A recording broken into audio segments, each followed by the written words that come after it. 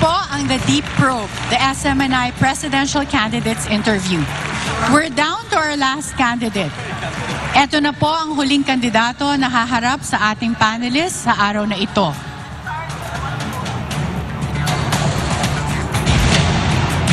Sa gitna ng samot-saring isyong ibinabato laban sa kanyang pamilya, nananatiling matibay at may paninindigan para sa bayan. Bit-bit ang mga pangakong pagbabago para sa ikabuunlad ng bansa. Trabaho para sa mga Pilipino, murang kuryente, industrialisasyon, kalidad na edukasyon, reforma sa iba't ibang sektor, at pagkakaisa ng sambayanang Pilipino ang sentro ng kanyang kampanya. Bilang Pangulo ng Republika ng Pilipinas, sinabi ko na ako'y tatakbo dahil ang aking layunin, ang aking dating bansa ay pagkaisa muli ang sambayanang Pilipino. Pagandahin po natin ang ating minamahal na bansang Pilipinas. Sama-sama po tayong papamuli. Tumatakbong Pangulo mula sa Partido Federal ng Pilipinas, Ferdinand Bongbong Marcos Jr.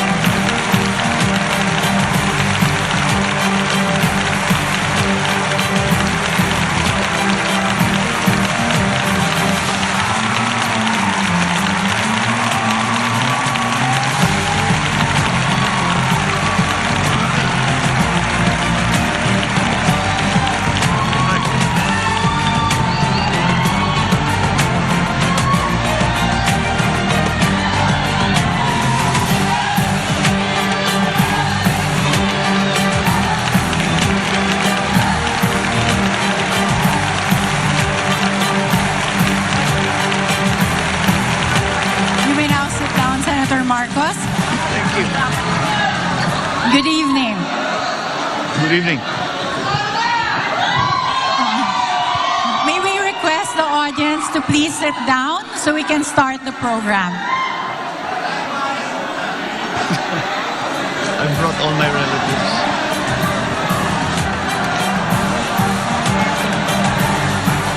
Everyone, can we ask everyone to please sit down so we can start the program? Okay. Thank you for your cooperation. Thank you.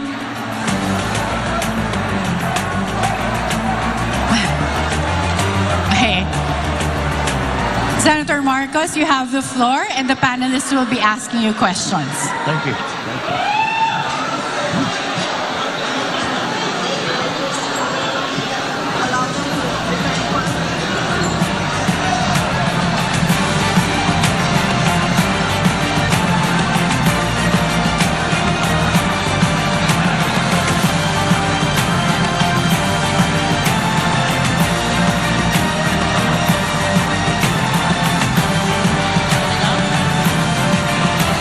Hi, good evening, Mr. Marcos. Good meeting you, ma'am.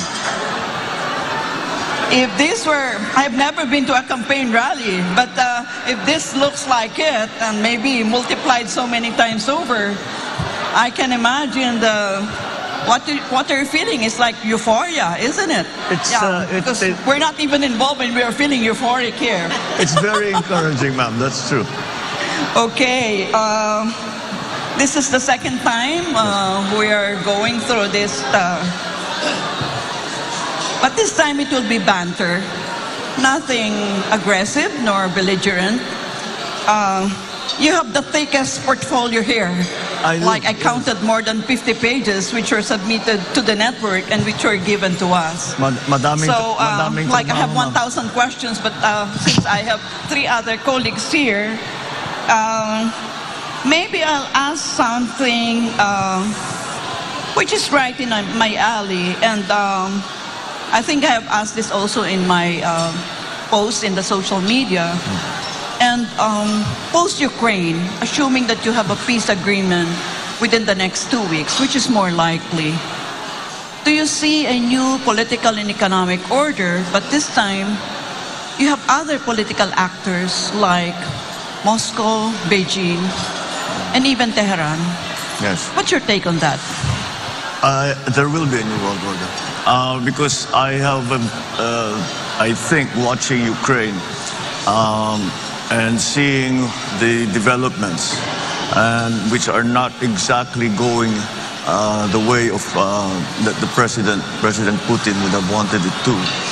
I suspect there will be domestic implications to whatever the peace agreement is going to be. I hope you're right, ma'am, that it will be done in 2 weeks, because we are the entire world is suffering.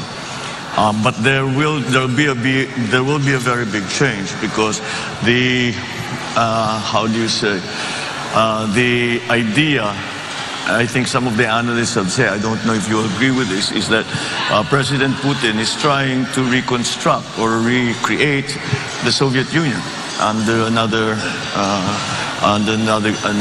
name. So perhaps this was his move. Should he weaken as a political figure in his own country, in Russia, then certainly the policy, that policy of trying to gain territory through whatever means, as he says, because to provide for him a buffer to NATO, whatever the reason might truly be. I think that will have to be re-studied by whoever will be most dominant in Russian domestic politics after Putin. So yes, I believe there will be a new world order, and I think I am certain that Tehran and Beijing are watching very, very closely what will happen to Ukraine. There will be a geopolitical balance of power. It also depends on what the reaction of the EU and the United States will be. I think the United States we can predict fairly accurately. EU is in a more difficult spot simply because they are highly dependent for their energy to Russia, and how they will balance that. I know that the President Biden has just signed with the EU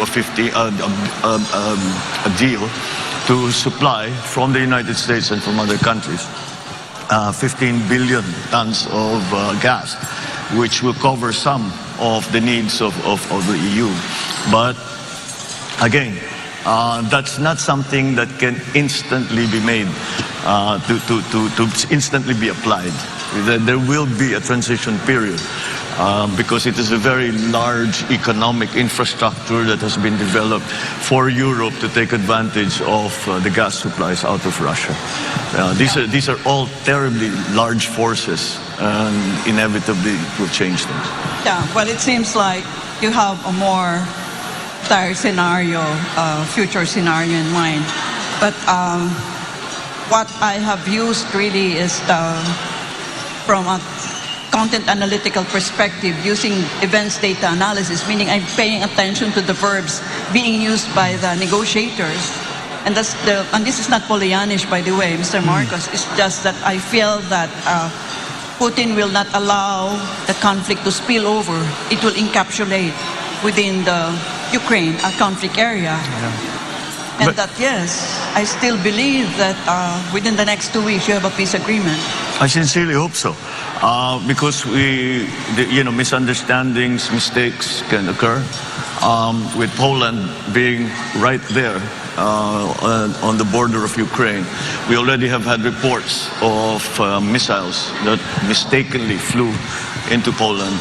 And these are the kind of things that we have to be very careful about. I think maybe that is one thing that they can agree upon, Russia and the West, as we have referred to it often. Mr. Marcos, earlier, I don't know if you were around already when I asked questions about the projected state visit of Vladimir Putin here in the Philippines. Because the Duterte administration has only so many more breaths to take before the end of their regime, of their tenure. When you become president, will he honor that invitation that Duterte had given to him to do a state visit? Not just a visit, a state visit. Well, certainly. Why not? We have diplomatic relations with Moscow. We should continue to honor that agreement that we have with Russia, and we must continue to again cultivate the relationships that are beneficial to the country.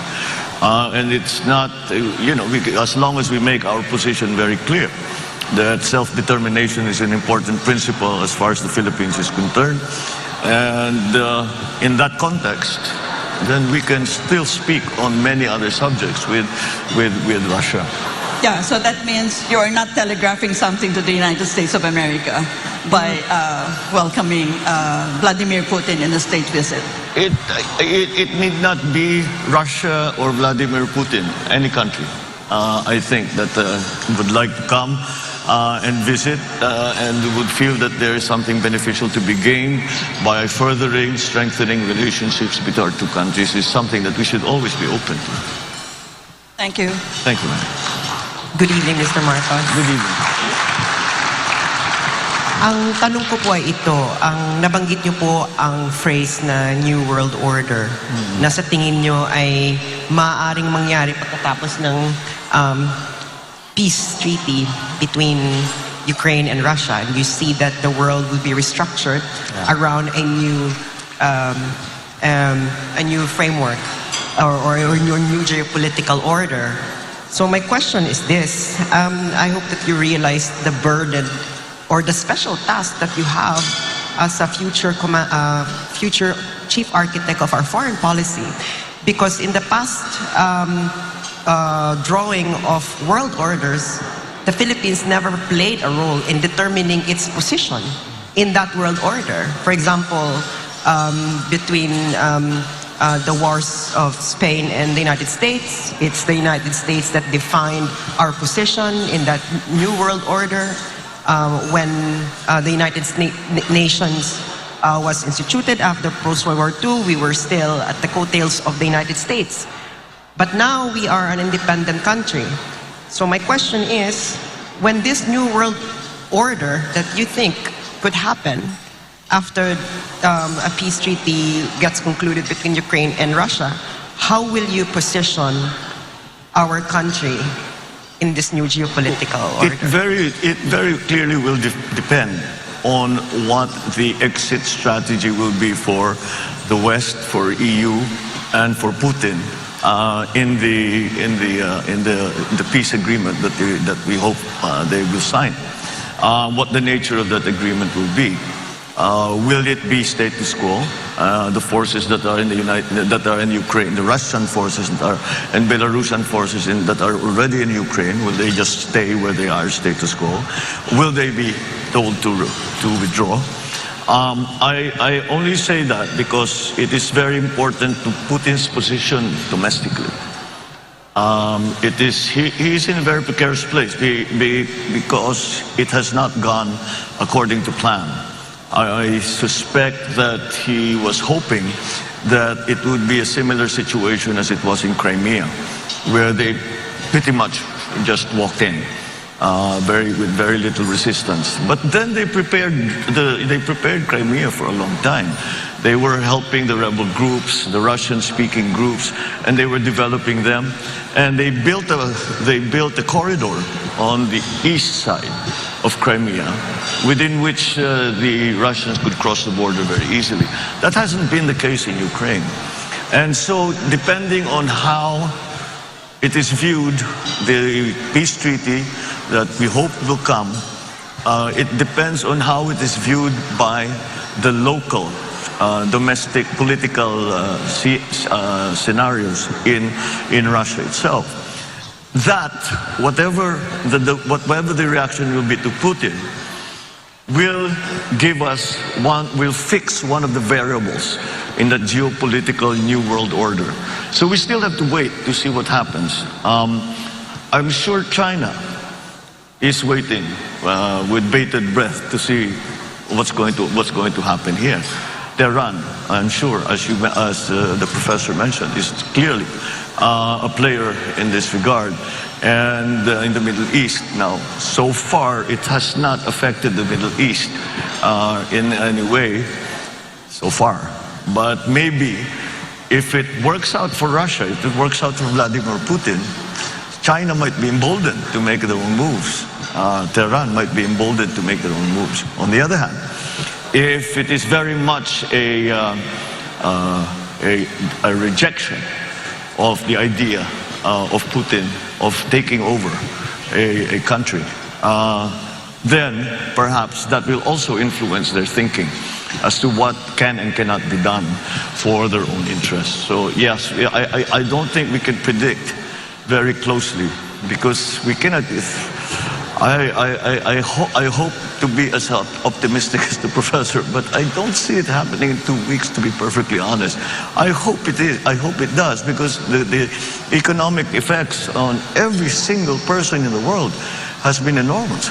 And it is going to be enormous for a good long while. It's not going to go away anytime soon. Sir, since we have a mutual defense treaty with the United States, that would affect, I'm sure that would play a role in how, our country would position ourselves in this new geopolitical world order. So my question is, to what extent will you allow the United States influence your actual decision making in how you're going to craft the future foreign policy of the Philippines when that new world order has already taken shape? Well, we have a very special relationship with the United States, and it's something that we have had and developed over 100 years, starting from being essentially a colony to a very strong partner here in this, especially in this part of the world, in the region.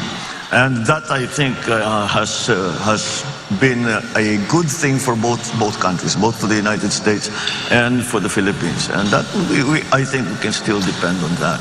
But the scenario that you spoke about, where we historically have always been with the United States, is still, I think, a carryover, a hangover of the Cold War. And we discussed it a little bit the last time. And I don't think the geopolitics of today are the same.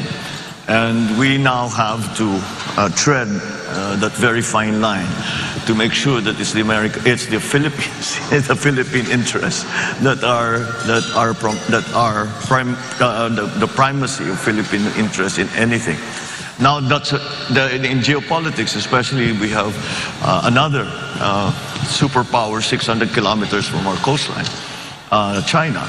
That puts, again, the Philippines in quite a precarious position. We're lucky because we're important geopolitically, even just strategically.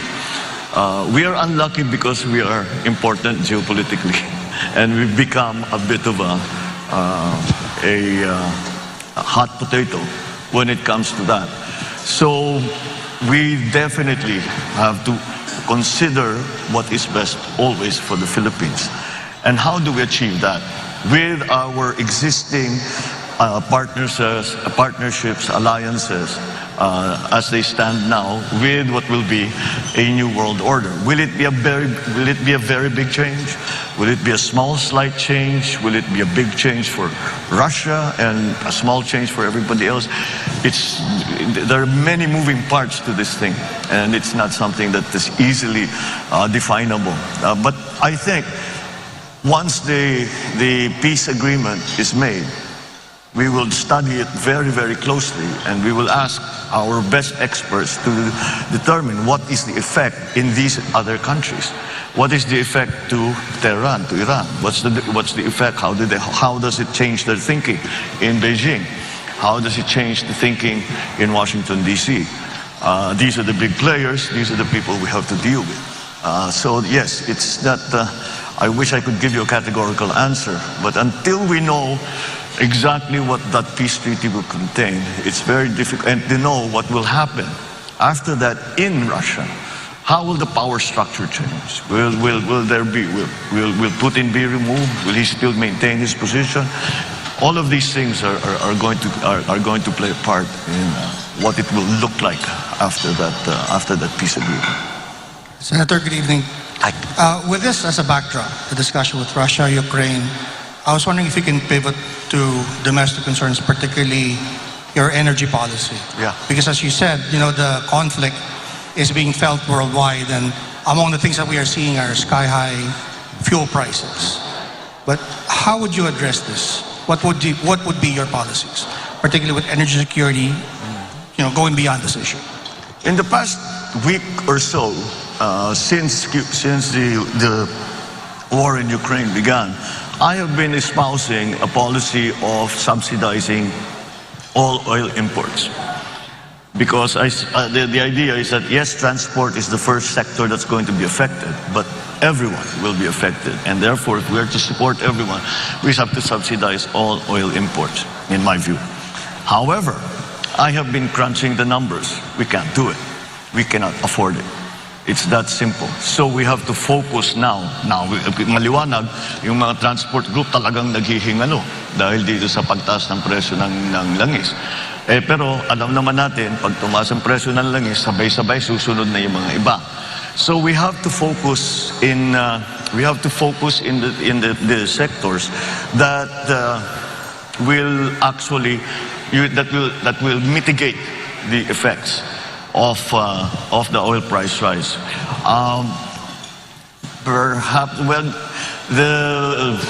there still exists the option of perhaps giving a tax holiday on the excise taxes to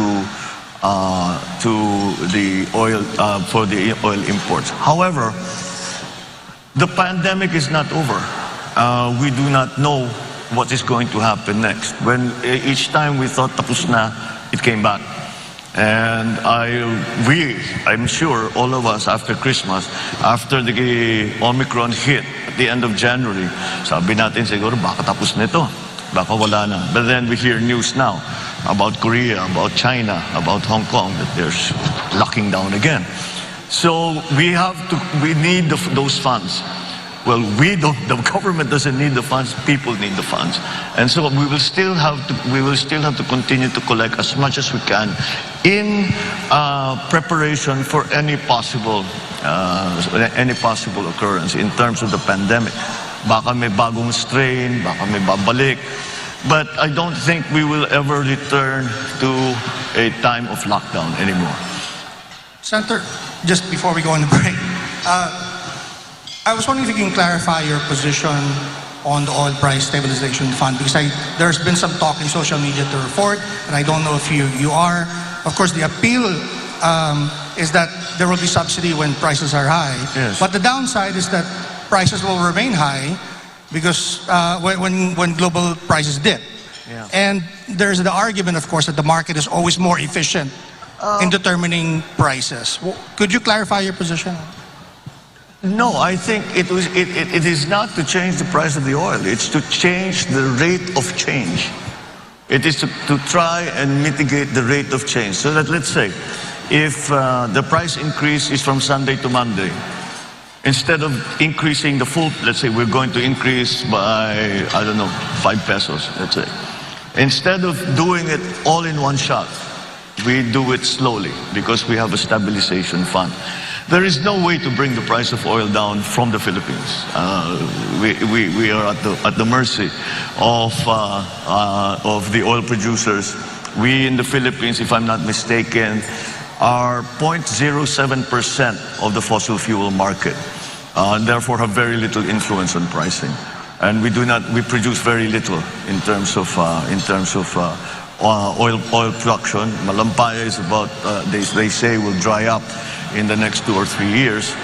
So yes, it is a very, very big problem. But the OPSF that I proposed is really to lessen the impact. And instead of making the impact instantaneous, we will try to make it happen over a longer time to give businessmen, consumers more time to adjust and to plan for the new regime of oil prices and oil products that would come to the Philippines.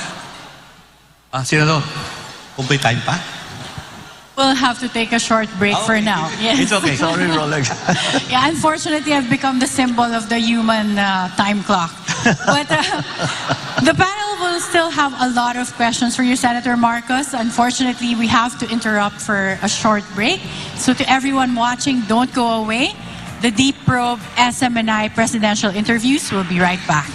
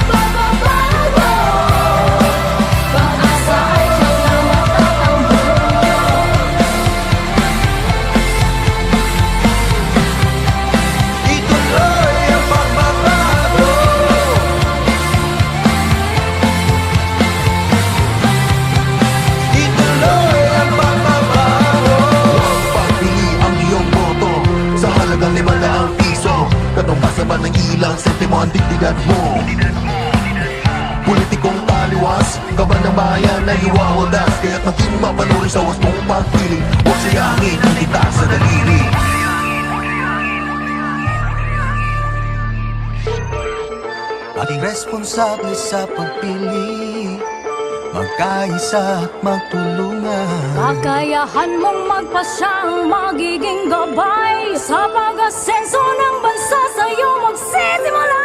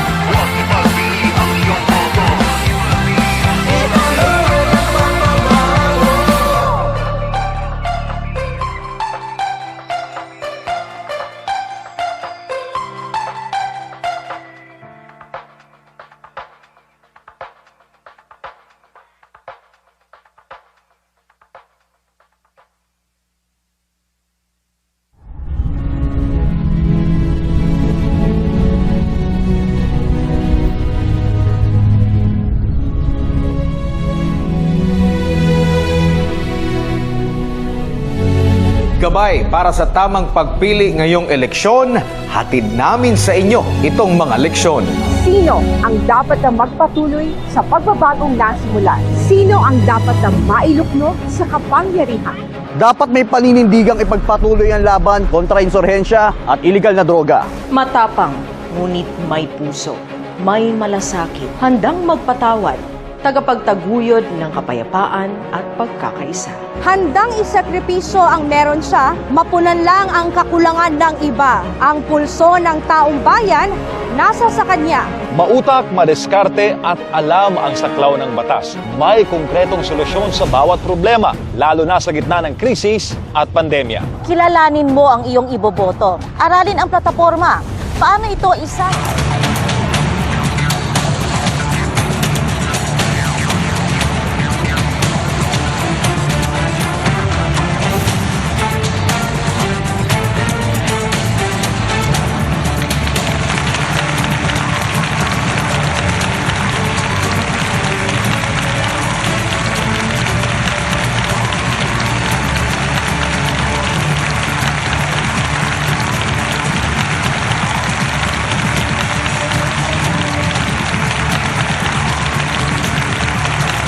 Nagbabalik po tayo sa The Deep Probe, the SMNI Presidential Candidates Interview.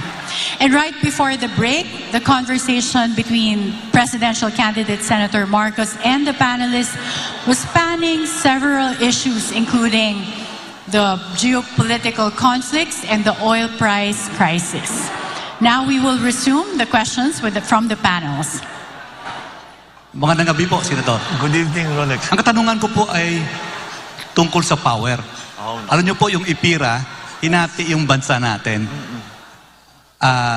Electric Power Reforms Industry Act, IPIRA. Ngayon po, ganito.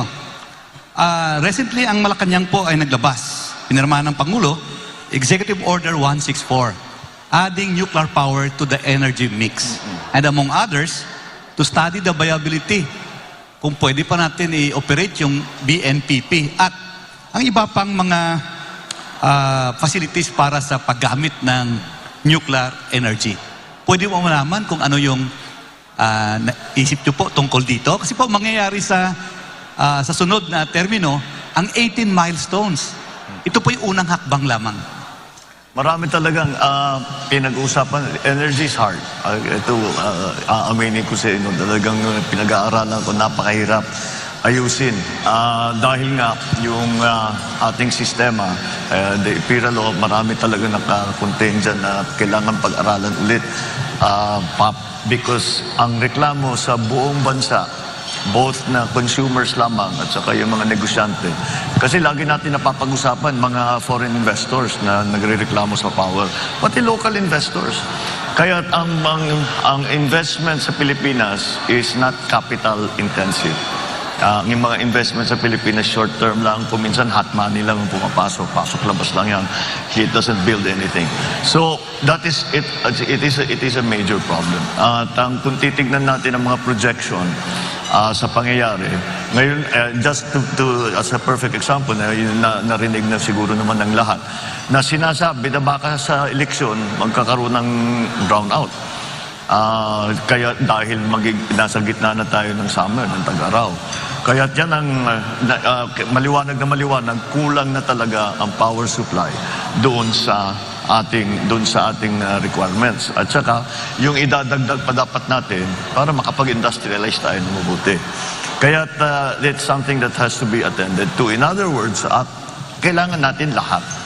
Kailangan natin lahat ng makuha natin na power sources para mabigyan tayo ng mas mura at mas malawak at mas reliable na power supply. Ngayon, maaari nating i-expand yung ating hydro, expand natin yung ating geothermal, but there's a very simple idea when it comes to the energy sector. It's something called the base load. The base load is the load that never goes away. The demand that never goes away. Kahit gabi, kahit araw, ito na yung mga planta na nagpapatakbo. So that base load has to be satisfied. Kaya kung hindi umiihip ang hangin, paano yung wind power? Kung gabi, paano yung solar power? Kailangan pa rin nung traditional. Ngayon, doon tayo mamimili. Although it's not traditional for the Philippines, nuclear power is already considered a traditional power source. So it has to be looked into. Yung sa BNPP, nag-offer na because if you, ang Korea has, I believe, 5 sister plants to the Westinghouse plant in BNPP. And they have offered, I always say it's ironic that the names of their plants are Core 1, Core 2, Core 3, Core 4, Core 5. Pero hindi tayo nagkaroon kahit isa. But they have offered to come with their technical people, and they have offered to come to give us an idea. Pwede pa ba ito? Because kahit pa paano, it was the BNPP, the Bataan Nuclear Power Plant, was supposed to go online with 650 megawatts in 1986. That's a long time ago. Marami ng bagong technologies, marami ng bagong requirements. So we'll see. We have to. I think we should be open to our Korean friends to come and to tell us if this is still viable or you have to do something else. When it comes to nuclear power as an idea, well, let's just follow the science. Because dito naging political sa Pilipinas. It's also political in other places. But in our particular case, the reason we have no power plant, nuclear power plant at all is pure politics. Did not really follow the science. So we have to look into it. Because, even after Fukushima, when everybody was saying nuclear power is going to, we have to rethink, kailangan natin pag-aralan ulit dyan, mukhang delikado. Walang nagbago ng kanilang pagplano na pagpatayo ng nuclear power plant kahit saan. America tuloy-tuloy pa rin. Sa France, the majority of their power is already created by nuclear power. So in the other countries, ganun din. So I still think that it's something we should examine.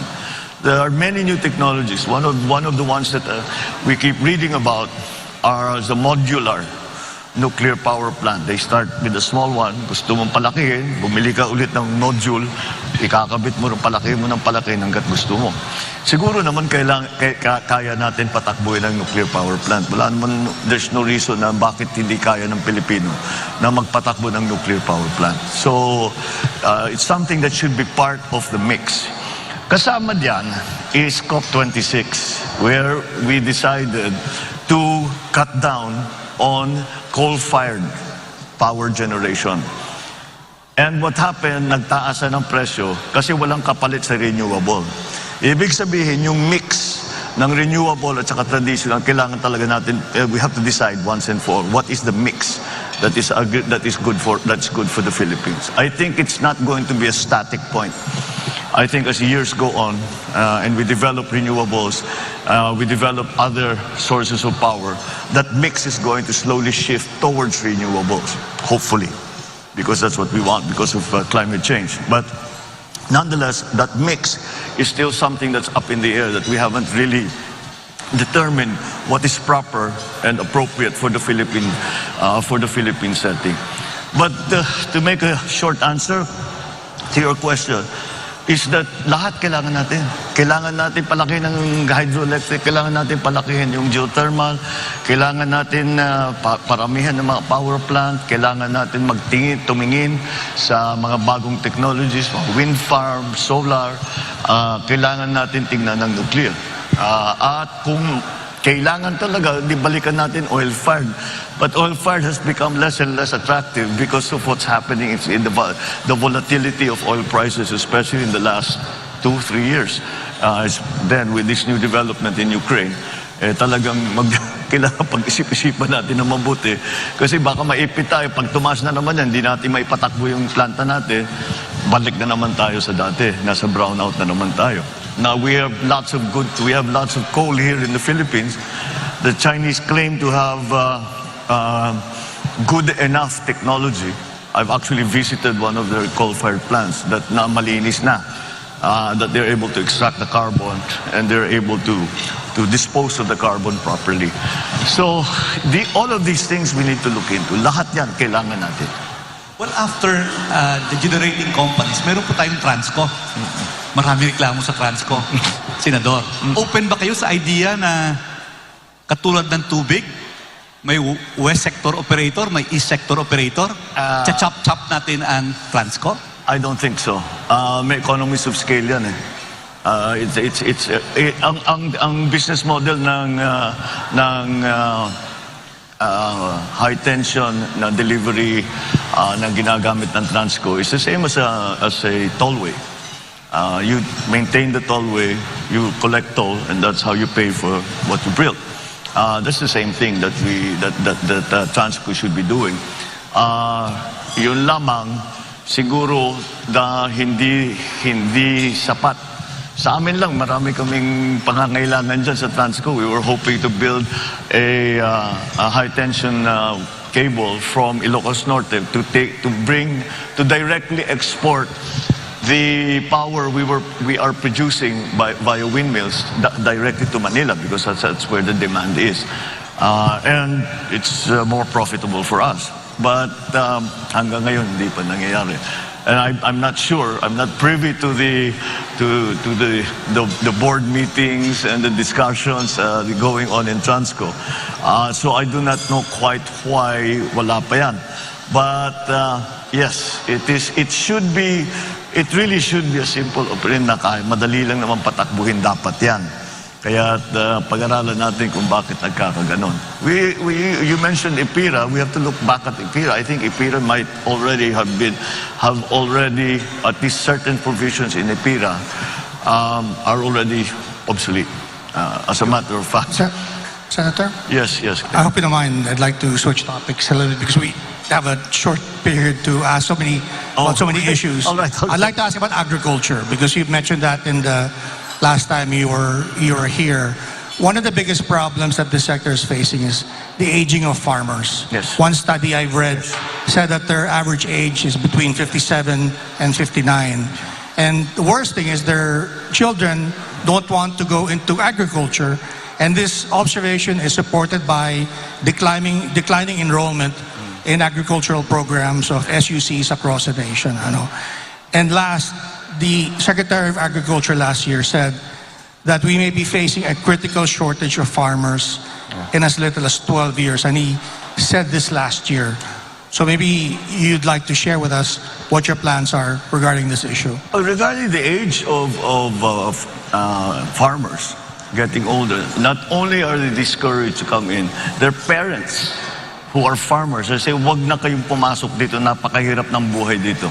Mag-aral kayo, pumunta kayo sa Manila, pumunta kayo sa city, dyan kayo magpagaling para hindi nyo na kailangan daanan itong dinadaanan namin. That's the state of the agriculture in the Philippines today. As a general rule, as a general concept, I think we have to really shift already from what is essentially still mom and pop operation and talk about agribusiness and talk about the industry of agriculture. And there are many things that we need to do to achieve that, to get to that point.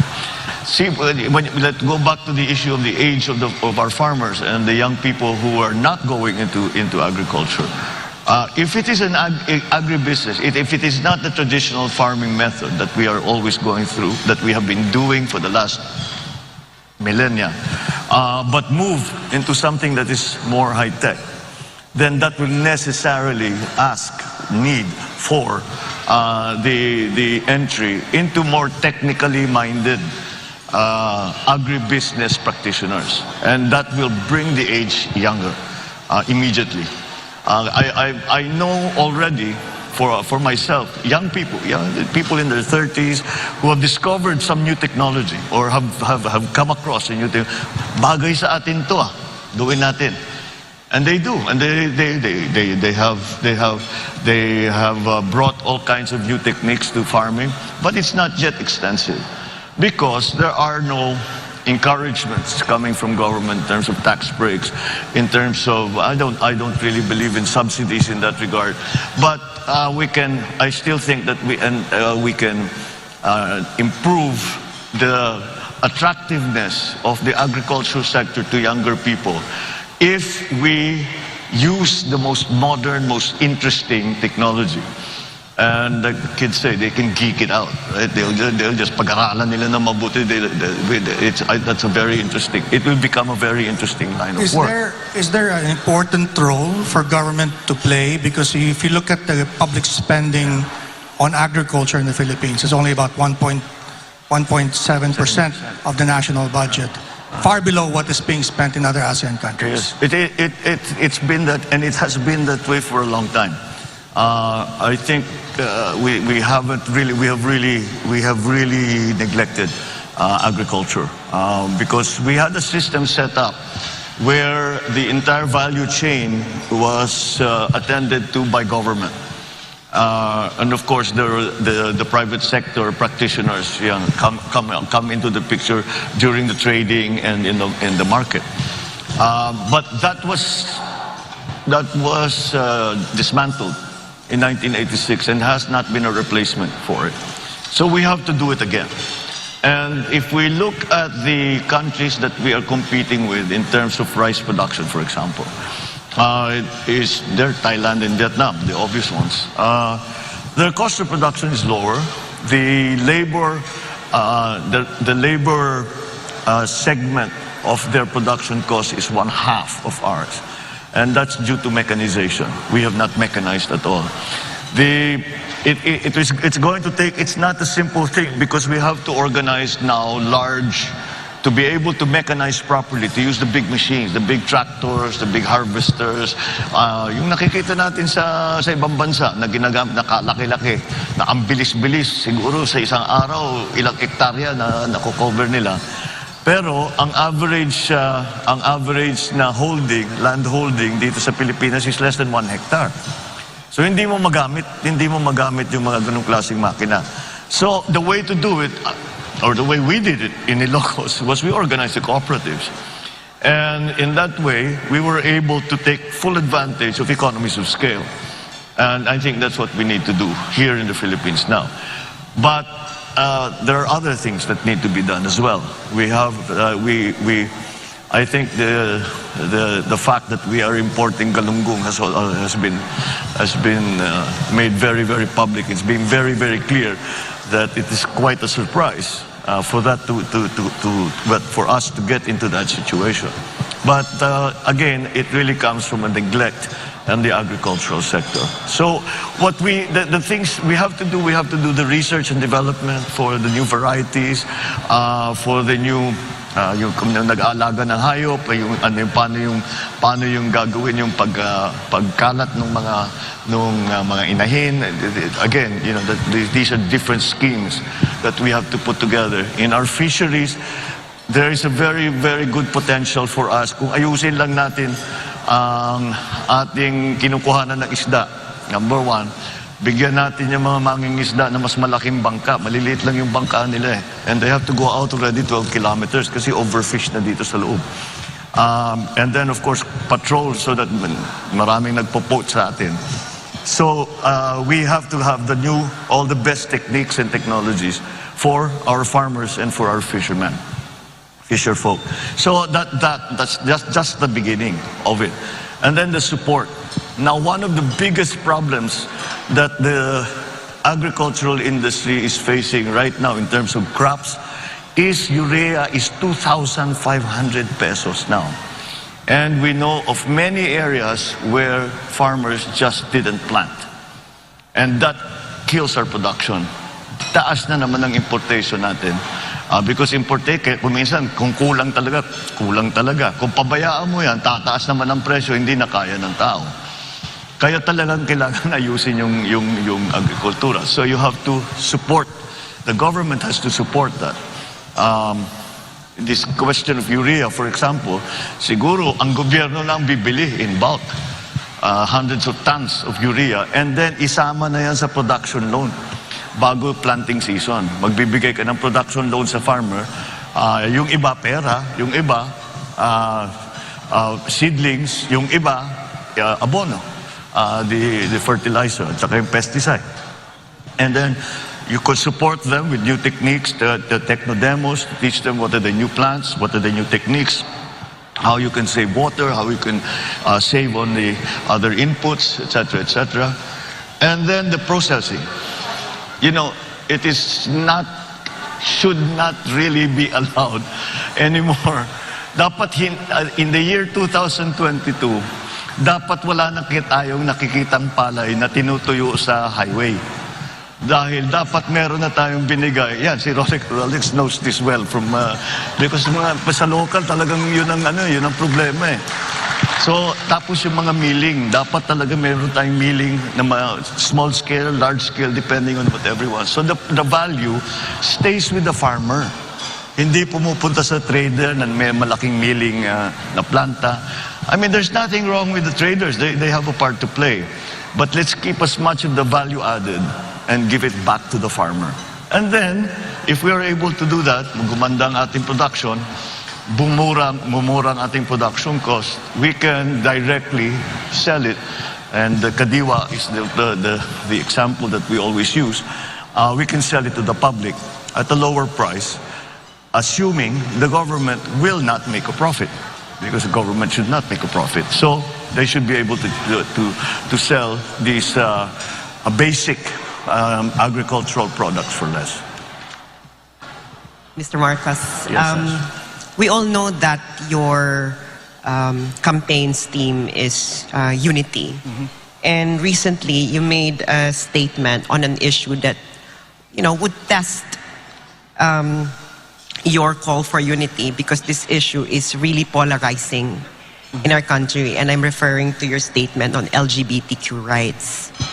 And so my question is, you know, there are a lot of interests that had to be balanced here, especially that even though that we are a secular country, our people, you know, around 80% of our people have really, really strong religious beliefs, and these two things, you know, are always contrary to each other. So my question is, how will you balance the legitimate aim of protecting the rights and welfare of LGBTQ people while at the same time respecting the legitimate interests of religious groups that they can freely pursue their belief on this matter? I don't think LGBTQ issues are polarizing in the Philippines, honestly. I think we are much more open-minded about it, considering the fact that we are in fact a very Roman Catholic country. But then you must, and so that I don't think it's polarizing at all. I think Filipinos are, I don't know how to put it, but we're much cooler than most other places when it comes to these things. So, and I think when I talk to the members of that community, wala namang hinihingi na special treatment ng mga LGBTQ. Wag lang, do not discriminate against us. Yun lang naman yun eh. We don't want a special program for you, for ourselves. You have to want to, you know, do something. Just patas lang. Patas lang, pare-pareho lang. Na kahit LGBTQ kami, kahit matanda kami, kahit come from the wrong place, I don't know, whatever. All forms of discrimination are some things that we have to guard against, because that's corrosive. That just gets in the way. It doesn't help. It doesn't help anything. So that, I think, is the approach to LGBTQ issues: is just fight discrimination every step of the way. There's a pool of talent in every sector of our society that we need to take advantage of, and so we cannot exclude any part and say hindi pwede yan, hindi na ayaw namin sa ganyan. And let me get to the point. I mean, LGBTQ, Roman Catholic, you will say that it's a. What did the Pope say when he was asked about same-sex marriage, same-sex union? Let me correct myself. Same-sex union. And I think the Pope said it perfectly. Who am I to judge? And that's the attitude that we, all of us, should have. And with that, I think we'll go down the correct place. We will go down the right path.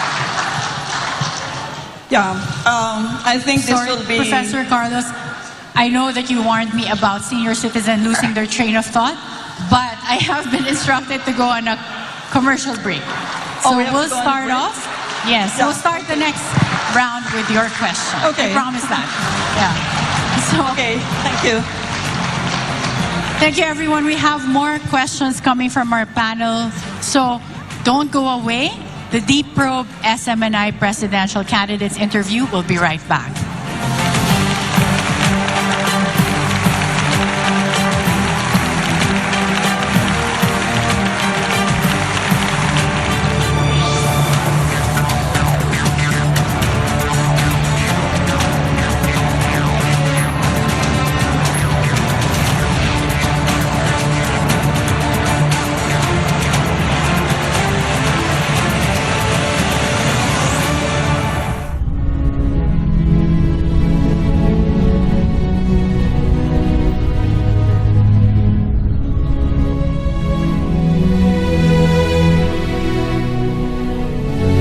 Gabay para sa tamang pagpili ngayong eleksyon, hatid namin sa inyo itong mga leksyon. Sino ang dapat na magpatuloy sa pagbabagong nasimulan? Sino ang dapat na mailukno sa kapangyarihan?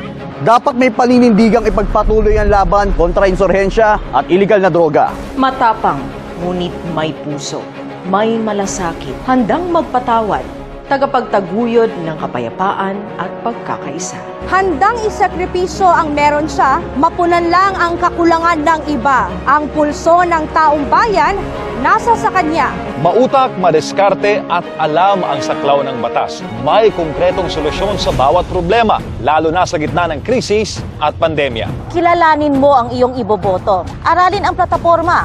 Paano ito isa sa katuparan at patatagalin? Suriin ang track record. Sawa na tayo sa puro forma at salita. Ang kailangan natin ang magpapatuloy sa pagbabagong natatamasa ng sambayan ng Pilipino. May malakas na paninindigan sa tama, hindi magtataksil sa bayan at hindi tayo ipagpapalit sa kahit anuman. Matapat at hindi magnanakaw, hindi sarili, kundi ang interes ng bayan ang inuuna. May political will, totoo ang serbisyo at handang ibigay ang lahat. Matugunan lamang ang mga isyu na kinakaharap at kakaharapin pa ng bansa. Bilang botante, nasa atin ang responsibilidad na ihalal ang nararapat. Isa itong desisyon para sa nakararami, kung kaya't pag-isipang mabuti. Huwag magpadala sa kasikatan at sabi-sabi. Ikaw mismo ang kumilatis. Tandaan, nakasalalay sa desisyon mo ang magiging kinabukasan ng bansa. Kaya, maging matalino. Maliban sa totoo, dapat may karanasan at kapasidad na mamuno. Hindi ka mabibili, kaya huwag kang magpapabayad. Bigyang dangal ang iyong boto. Katuwang nyo ang SMNI sa isang malinis at patas na eleksyon. Dahil dito, siguradong balitang totoo. Ibibigay namin sa inyo mga impormasyong tama. Tuloy ang pagbabago kahit sa pagbabalita. Sama-sama po tayo tungo sa bagong bansa. Piliin ang magpapatuloy sa mga programang nasimulan ng administrasyon. Ituloy. Ituloy. Ituloy, ituloy, ituloy, ituloy, Ituloy, Ituloy! ituloy. Ituloy. Ituloy! Ituloy ang pagbabago.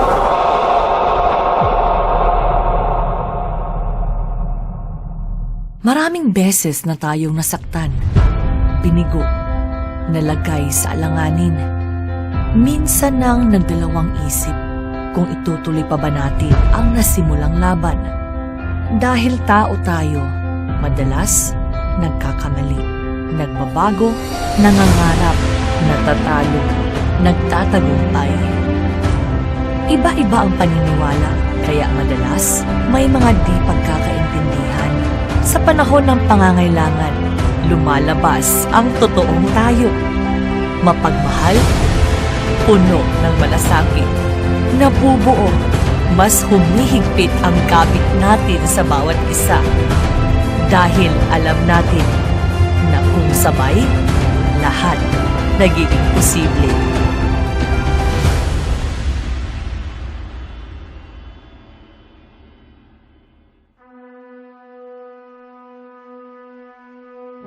Sa muling pagsikat ng araw, isang desisyon ang kailangan mong pakawalan. Desisyon hindi lamang para sa iyong sarili, kundi para sa iyong minamahal. Desisyon para sa katrabaho, kapitbahay, sa iyong kaibigan, at maging sa iba, sa hindi mo.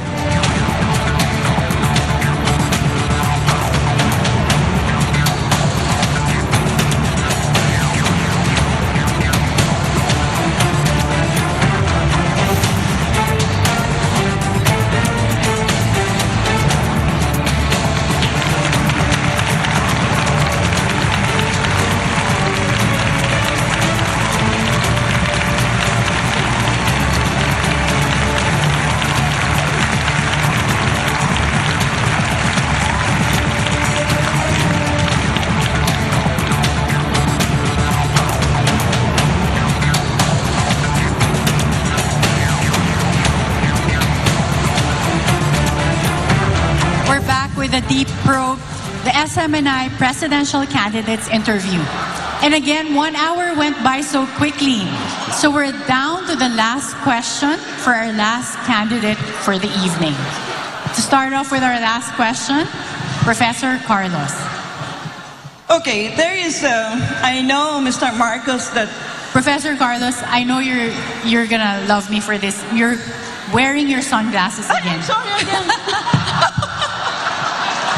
Ay, mag-forgive na kayo, ha? You will all be 75 also. Unless you die young. Hello.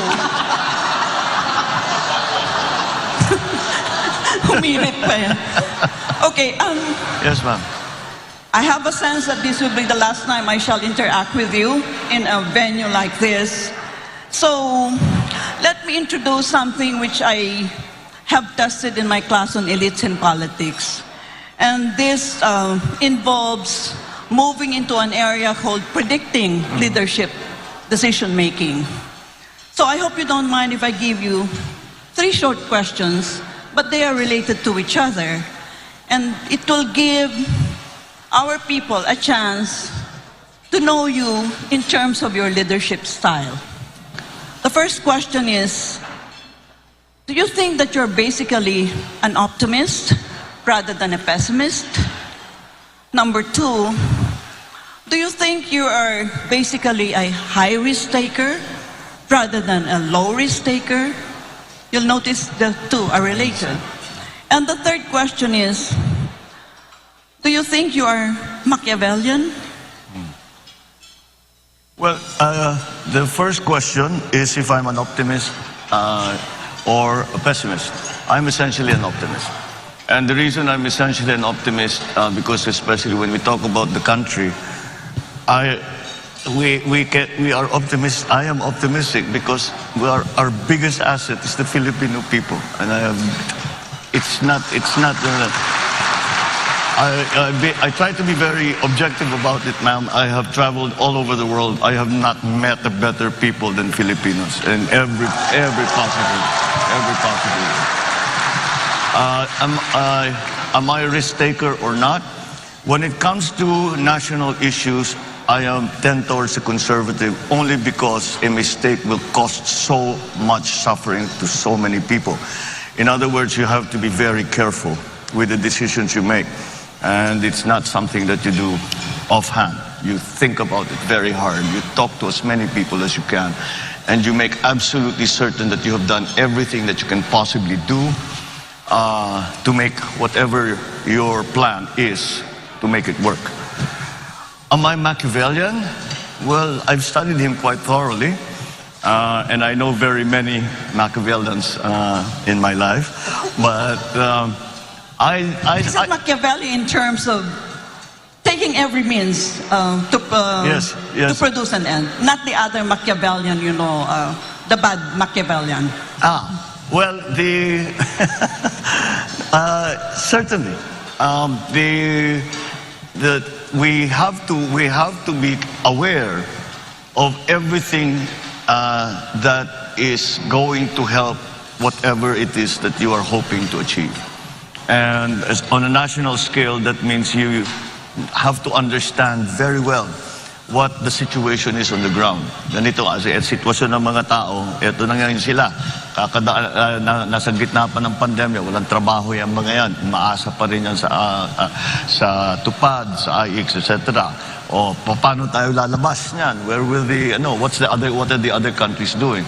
Kailangan maging maingat So I suppose in the same sense, as you say that these questions were related, it's a way of being careful and being very, very knowledgeable about what are the things that have to come into play so that you will achieve success, whatever that success, however you define that success. So in that sense, yes, ma'am, I am a Machiavellian. Yeah, thank you. In future, if you have time, please come to the university and I will discuss with you. It's called the Operational Code Construct. Thank you very much. Oh, I would love that. Thank you so very much. Thank you.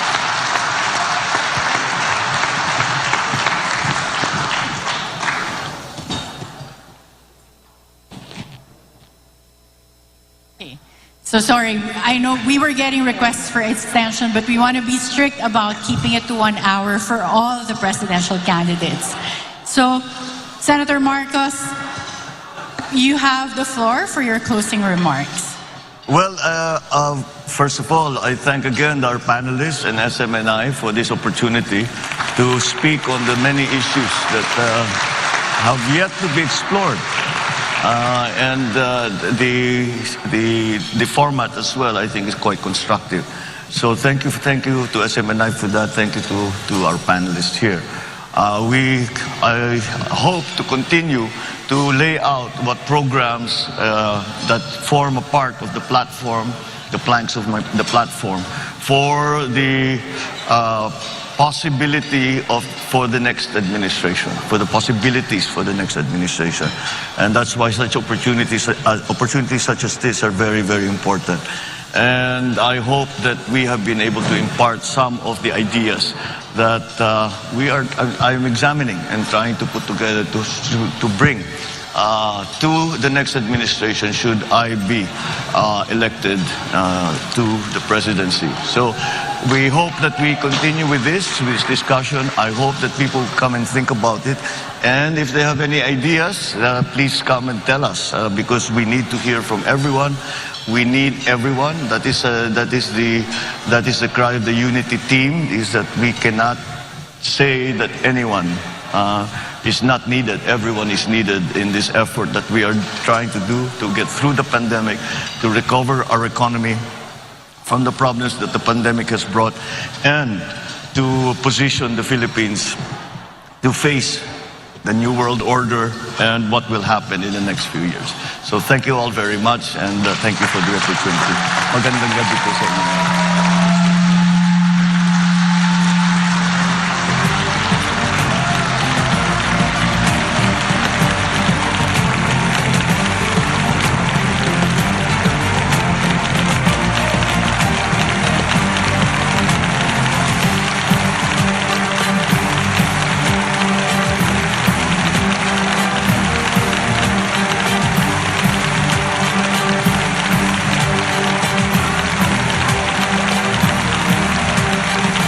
Salamat po, Senator Bongbong Marcos, and maraming salamat to all our panelists. Sa pamamagitan ng SMNI Deep Probe, sinubok namin na dalhin sa ibang level ang pagkilatis sa ating mga presidential candidates. After all, the presidential post is the highest position of leadership in our country. Napakahalagang desisyon ang pagpili natin ng susunod na Pangulo ng ating bansa. We hope that today's Deep Probe gave people an opportunity to further scrutinize our candidates. Thank you to all our candidates who joined us today. Thank you for giving us an opportunity to get to know you more. And of course, thank you to the panelists for sharing your expertise. Good evening, everyone, and thank you for joining us tonight.